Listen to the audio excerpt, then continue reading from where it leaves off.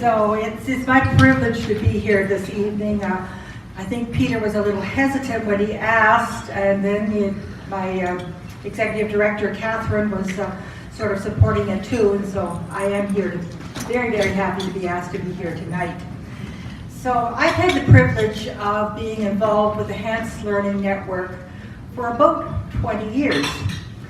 I started off as a level 2 teacher, and then I moved on to other work, and so that left the door open that I was allowed to be a board member. So that's where I'm going to start. It's a little bit of a history of a network and how it has grown. When we started 20 years ago, or when I joined 20 years ago, we rented 3 classrooms from other facilities. We had 3 part-time teachers for the levels program and an evening GED. We had our coordinator, Patricia Hollywell, who we loved dearly and had a tremendous passion for literacy. And Patricia had an office on wheels because we had no space for her. We had 3 classrooms. And so Patricia basically worked out of her car. And that went on for a while, and then we managed to find a grant and find a person that was on a work placement. And so we hired her to be our financial person and promotional. And she and Patricia got along fabulously, and so they moved from Patricia's car to her kitchen table. Still 3 rooms. But we knew this wasn't the best way to do things. We had to do better. So over the next years, about 16 of them, we've had 3 moves. We are in our, hopefully, almost final place now. We're into our 3rd year there. And it's amazing to see what's happened.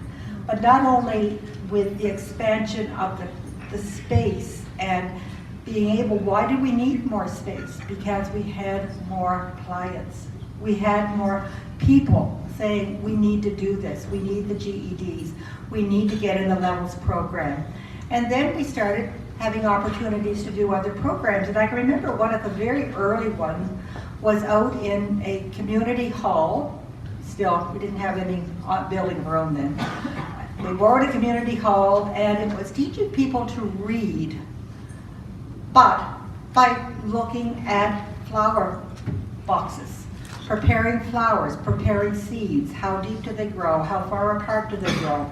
And that was our hands-on learning, and that was a tremendous program that ran for several weeks.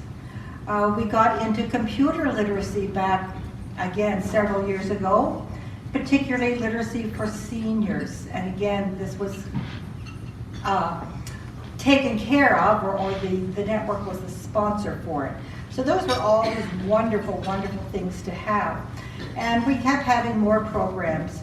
And one of the programs that I always attended at the end of the year was the graduation or the closing night for Family Literacy Fun. And I used to sit there and I would watch the families come up, the moms, the dads, the grandmas, the kids. They'd get this tremendous bag of books, and they'd talk about all the fun they'd had all year. Well, then finally, I was going to be a grandmother. So, most grandmothers start thinking about little things and what they're going to do. I was thinking, oh boy, when she's 5, I can go to family literacy. And that's exactly what happened. She turned 5 a year ago. She started primary school, and I think we were the first 2 through the door. I politely told her parents that I was taking her. That was tough luck, but they thought we were going. So we went, and we've had a marvelous time. We're into our 2nd year, and tonight, so that I can be here, I gave her father permission to take her to family literacy. So that's the way our network has gone. It's amazing. I just can never say enough thanks for the staff that are there, the ladies that are in the classroom, and one gentleman this year. The teaching staff, the administration staff, our executive director, and our board members. We are a family, we are a team. And the best part of our whole team are our wonderful students, and some of them we get to acknowledge tonight.